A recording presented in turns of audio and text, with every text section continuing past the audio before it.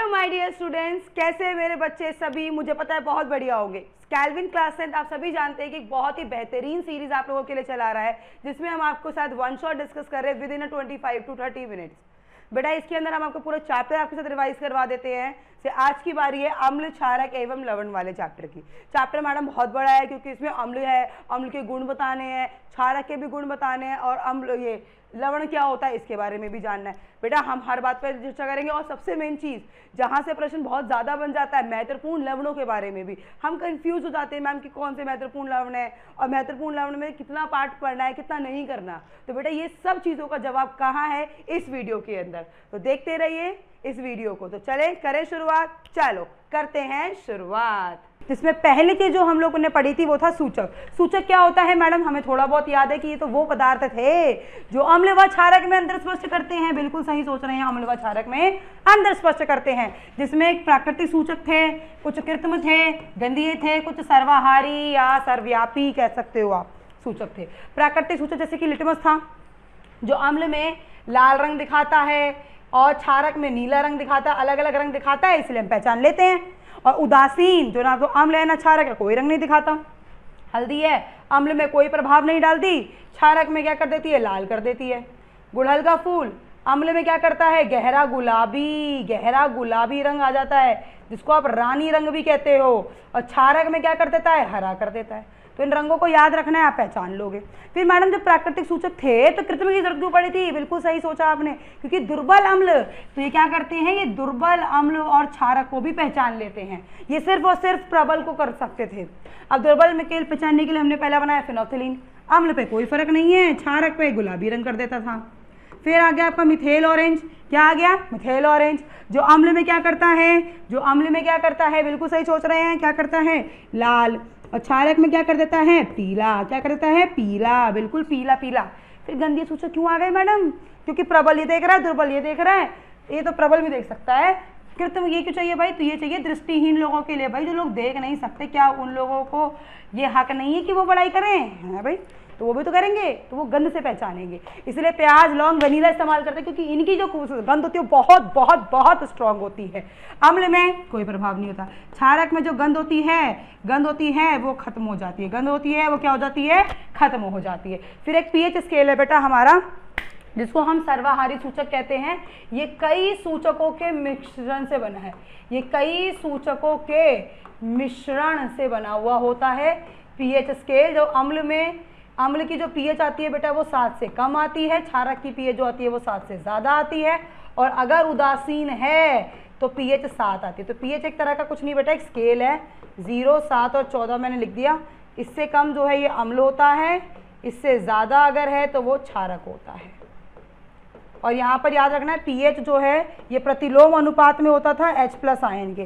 सीधी कहने की बात ये थी कि H+ आयन जिसमें कम ज़्यादा होंगे उसकी पीएच कम होगी, इसलिए प्रबल अम्लों की पीएच कम होती है और दुर्बल अम्लों की पीएच ज़्यादा होती है।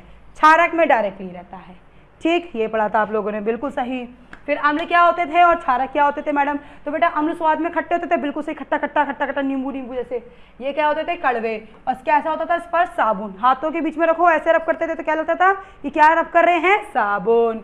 लिटमस को इन्होंने किया था नीले को लाल, इन्होंने उल्टा कर दिया लाल को नीला।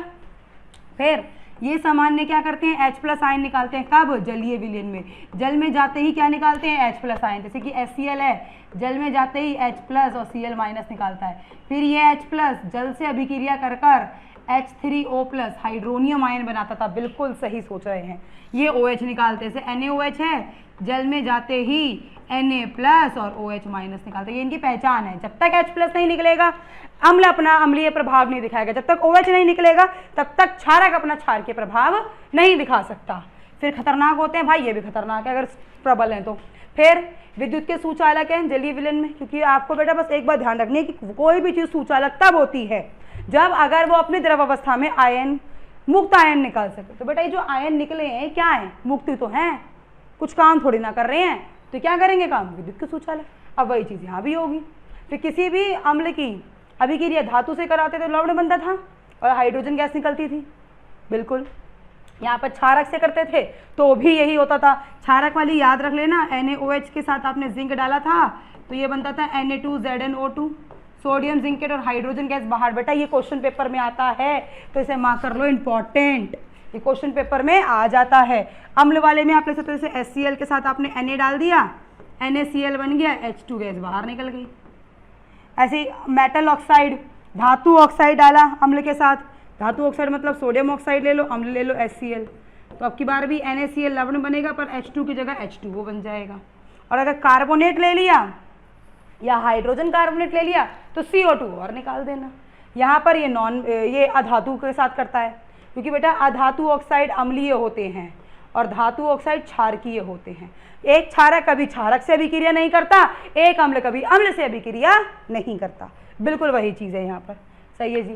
फिर साधारण लवण की कुछ बातें कि भाई हमारे पास जो साधारण लवण है वो NaCl है। कहाँ से मिलता है? ज़्यादातर तो हमें समुद्र से मिलता है या पत्थर की फॉर्म में हमें मिलता है। पत्थर, जैसे कि आप देखोगे ना जो पहाड़ी इलाके हैं वहाँ पे पत्थर की फॉर्म में मिलता है। बस ये जो पत्थर वाला नमक होता है, जो जैसे कि सिंधा नमक, काला नमक, इनमें आयोडीन की मात्रा कम होती है, जिससे घेंगा गोइटर की बीमारी हो जाती है बेटा, गला फूल जाता है जिसमें। बेटा इसका एक सबसे इंपॉर्टेंट ये है वैद्युत अपघटन, यहाँ से क्वेश्चन आता है, ये क्वेश्चन आता है, इंपॉर्टेंट मार्क कर लो, क्वेश्चन आता है इसमें। हमने क्या किया, एक बीकर लिया, बीकर में हमने भर दिया ब्राइन। सबसे पहले बेटा ब्राइन क्या होता है? जब भी आप सोडियम क्लोराइड नमक को जल में घोल देते हो तो इस विलयन को ब्राइन विलयन कहा जाता है। क्या कहा जाता है? बिल्कुल सही, ब्राइन विलयन कहा जाता है। इसमें आपने ले ली कैथोड, इसमें ले ली एनोड। देखो बेटा ये प्लस है, प्लस से जुड़ी हुई होती है एनोड, ये माइनस है, माइनस जुड़ी हुई क्या होती है बेटा? कैथोड। ये आपने ऑन कर दिया, जैसे ही ऑन किया तो करंट जाने लगा प्लस से माइनस की ओर, ये रहा। जब ये करंट जाने लगेगा तो ये NaCl विघटित होगा। देखो ये तो हो गया विघटित Na प्लस और Cl माइनस में, जल भी विघटित हो गया H प्लस और OH माइनस में, Na भाग गया OH के पास, बन गया NaOH क्षार। क्षारक क्यों नहीं कहा? क्योंकि बेटा कोई भी क्षारक जल में घुला होता है तो उसे क्षार कहते हैं, जल में घुला हुआ है। अच्छा जी मैडम, क्या अभी H प्लस और Cl माइनस मिलेंगे? नहीं, यहाँ पर ये दोनों रॉड कहेंगे हम क्या फालतू में बैठे हैं, ये जो Cl माइनस यहाँ से निकलेगा ये इस प्लस वाली रॉड के पास जाएगा। प्लस का मतलब इलेक्ट्रॉन की कमी है और Cl पे माइनस है मतलब इलेक्ट्रॉन है, तो लालच आ गया मन में, खींच लिया अपने पास। तो 2 Cl जाते हैं, दोनों अपने एक एक इलेक्ट्रॉन निकाल देते हैं और Cl2 गैस बन के निकलते हैं। तो यहाँ से Cl2 गैस की क्या बनेंगे? बुलबुले बनेंगे। ऐसे यहाँ पर कैथोड पे माइनस है, H पे प्लस है, H बेचारा इलेक्ट्रॉन की कमी से जूझ रहा है, उस जगह मुझे कोई इलेक्ट्रॉन देने वाला तो मिल जाए, तो कैथोड कहता है कि ले लेना भाई, तो क्यों गुस्सा हो रहा है। तो 2 H जाते हैं, 2 इलेक्ट्रॉन लेते हैं, दोनों H और H मिलकर H2 बना लेते हैं। तो यहाँ पर हाइड्रोजन गैस के बुलबुले बनते हैं। तो बना क्या? अगर हम लोग ब्राइन का अवैद्युत अपघटन देखें तो बना क्या? क्षार, हाइड्रोजन और क्लोरीन। इसीलिए इसे एक और नाम से जानते हैं, क्लोर क्षार प्रक्रिया। बिल्कुल सही, क्लोर क्षार प्रक्रिया, क्योंकि क्लोरीन और क्षार बना है, क्योंकि क्लोरीन और क्षार बना है यहाँ पर।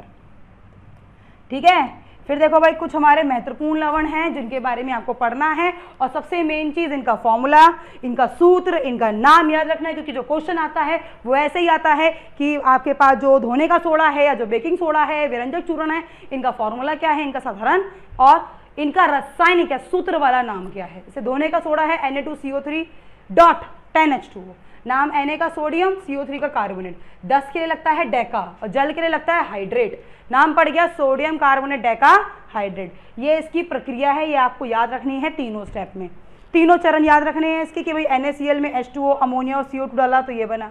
फिर यहाँ से जो है NaHCO3 इसको उठाते हैं, इसे हीट करते हैं, ऊष्मा देते हैं, तापन करते हैं। तापन करने से क्या होता है, इसमें जो जल होता है वो भाप बन के उड़ जाता है बाहर, और फिर हम इसमें 10 अणु डालते जल के। अब आप कहोगे मैडम जल बाहर निकाला क्यों अगर डालना था? क्योंकि बेटा हम नहीं जानते ना कि कितने जल के अणु थे, हमें तो 10 अणु चाहिए, इसलिए हमने पहले सारा जल निकाल दिया, फिर 10 अणु डाल दिए, बन गया आपका क्या? धोने का सोडा। अब धोने का सोडे का मैडम इस्तेमाल कहाँ करोगे, उपयोग कहाँ करोगे?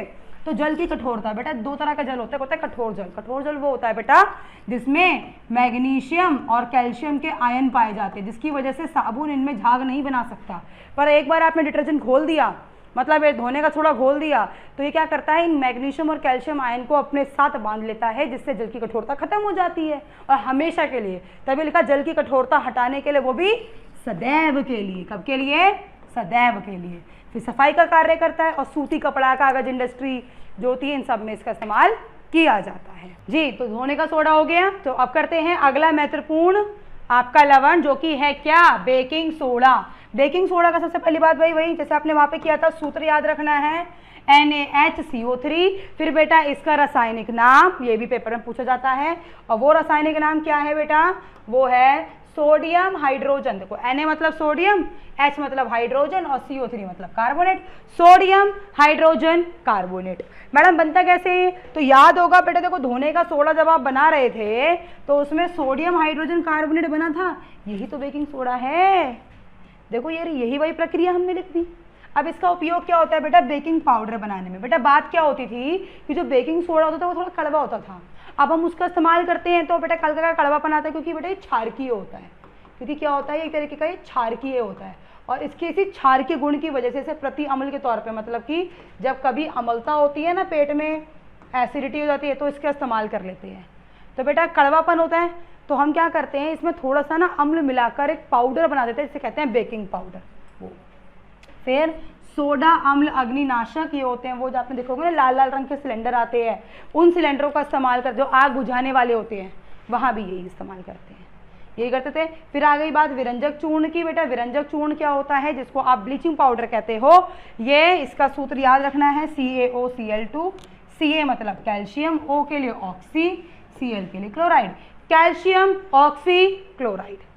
CaOH2 में Ca मिलाया, CaOH2 याद है क्या था, ये था चूना। बिल्कुल, इस चूने में आपने Cl2 मिलाया तो बन गया आपका ब्लीचिंग पाउडर। अब इस ब्लीचिंग पाउडर का मैडम इस्तेमाल क्या करते थे, एक तो अपचयन कारक के तौर पे, क्योंकि बेटा ये बहुत जल्दी दूसरे को ऑक्सीजन प्रदान करता है, और जो अपनी ऑक्सीजन दूसरों को दे दे वो उपचयन कारक होते हैं। और जल को साफ, कहीं भी बेटा क्लोरीन हो, क्लोरीन एक तरह का धीमा और बहुत ही हल्का जहर होता है जो छोटे मोटे कीटाणुओं को मार देता है, इसलिए जल साफ करने के लिए, जो जल में छोटे मोटे कीटाणु होते हैं ना, उनके लिए इस्तेमाल करते हैं। इसके अलावा इसके में आप जो सफ़ेद कपड़े होते हैं, सफ़ेद कपड़े, उनको धोने में इस्तेमाल कर सकते हो। रंग वाले मत धोना बेटा, क्योंकि ये रंग खींच लेता है, सफ़ेद कपड़ों में चमक ले आता है, ऐसे सफ़ेद कपड़ों को धोने के लिए भी इसका इस्तेमाल किया जाता है। फिर है अपने पास POP, प्लास्टर ऑफ पेरिस, क्योंकि सबसे पहले ये पेरिस में ही बना था। क्या है सूत्र, कैल्शियम सल्फेट हाफ H2। क्या है ये, कैल्शियम SO4 से क्या है, सल्फेट, हाफ को कहते हैं हेमी, और जल को कहा था hydrate. Calcium sulphate hemi hydrate कैसे बना, इस कैल्शियम सल्फेट हेमी हाइड्रेट, बेटा यहाँ पर ये हेमी हाइड्रेट नहीं, यहाँ 2 H2O है, ये इसमें क्या होते हैं बेटा, हमारे पास कैल्शियम सल्फेट 2 H2O वाले को बोलते हैं जिप्सम। आप इस जिप्सम का तापमान करो 100 डिग्री पर, तो क्या होगा बेटा, कुछ जल के अणु भाप बन के उड़ जाते हैं, वो उड़ते हैं 1.5 अणु, आधा अणु बच जाता है, बन जाती है POP।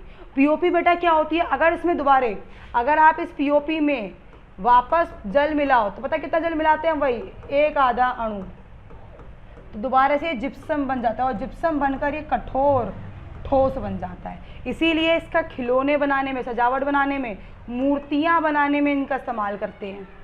देखते ना फ्लावर पॉट, जो फूलों के गुलदस्ते आते हैं वो बनते हैं। फिर दीवारों को चिकना करता है, दीवारों के बीच में अगर कोई यहाँ पर दरारें तो उनको भरता है। फिर हड्डियाँ, कहते हैं ना प्लास्टर चढ़ गया तो वो यही वाला प्लास्टर चढ़ाते हैं, दवाई लगा के पट्टी चढ़ा देते हैं, फिर इस प्लास्टर को लगा देते हैं, सूख करे बिल्कुल ठोस हो जाएगा, तो हाथ यहीं का यहीं रहेगा, हड्डी जुड़ जाएगी और आप ठीक हो जाओगे। तो बेटा ये पूरे पाठ में है। फिर क्रिस्टलिन जल आपसे पूछ लेते हैं, से आपने देखा फॉर्मूला ये होता है, कॉपर सल्फेट में 5 जल के अणु होते हैं। तो बेटा किसी भी सूत्र में जल के अणु जो होते हैं, इन अणु को हम क्रिस्टलिन जल भी कहते थे, क्रिस्टलिन जल। और इसी क्रिस्टलिन जल की वजह से कॉपर सल्फेट क्या होता है, नीले रंग का होता है, और ऐसे ही एक होता है फेरस सल्फेट जिसमें 7 जल के अणु होते हैं, इसकी वजह से ये कैसा होता है, हरे रंग का। तो क्रिस्टलिन जल एक तो क्रिस्टल बनाने में मदद करता है और दूसरा कभी कभी ये रंग भी दिखाता है।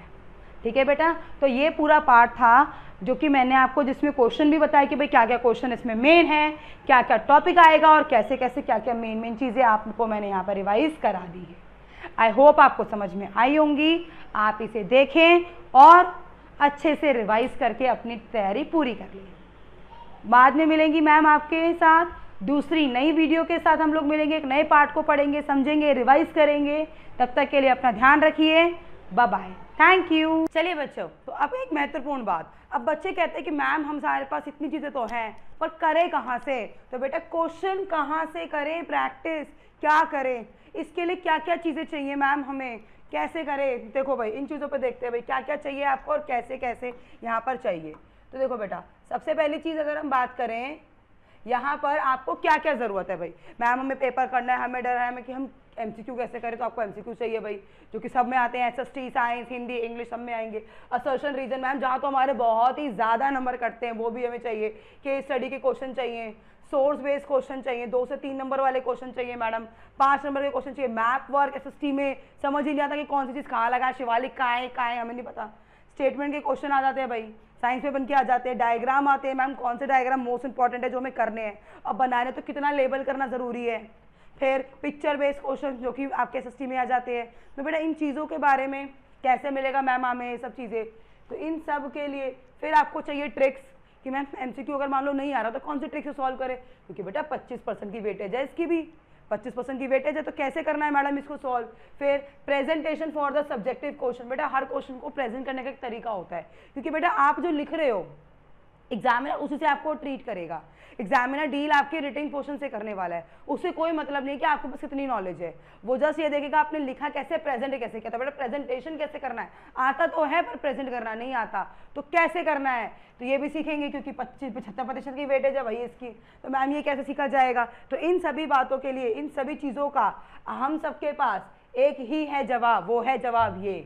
क्या है ये जवाब, आप सबके लिए बहुत ही बेहतरीन मौका कि क्वेश्चन बैंक अवेलेबल है, जिसमें आपके सभी दुख दर्द समस्याओं का बहुत ही अच्छा इलाज है। मैथ्स का है, देखिए फेमस सर्स के द्वारा, यहाँ पर साइंस के क्वेश्चन बैंक है, सोशल साइंस के हैं, 3-in-1 क्वेश्चन बैंक है, मैथ्स, साइंस और SST। देखो बेटा ये सबसे बेहतरीन बैच आपके लिए, कोई ज़्यादा महंगा नहीं है।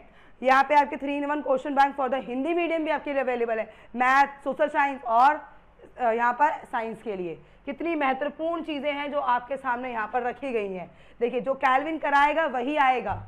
यहाँ पर आपके लिए देखो अवेलेबल है सोशल साइंस इन हिंदी में आप कर सकते हो, यहाँ पर कैल्विन में जो आपको विज्ञान में बताया जाएगा वही चीज़ें आपको करनी है, तो इसका भी क्वेश्चन बैंक हमारे पास अवेलेबल है। हमारे पास कैल्विन में सामाजिक विज्ञान की बात कर लो आप, मतलब हिंदी मीडियम की बात कर लो आप या इंग्लिश मीडियम की बात कर लो, सब चीज़ों का प्रॉपर क्वेश्चन बैंक हमारे पास अवेलेबल है। आपको बस इसे, जो आपको लिंक दिया हुआ है डिस्क्रिप्शन बॉक्स में गिवन होगा, आप उसे जाके क्लिक कीजिए और वहाँ पर जाकर इसे बाय कर लीजिए अकॉर्डिंग टू योर कोर्स।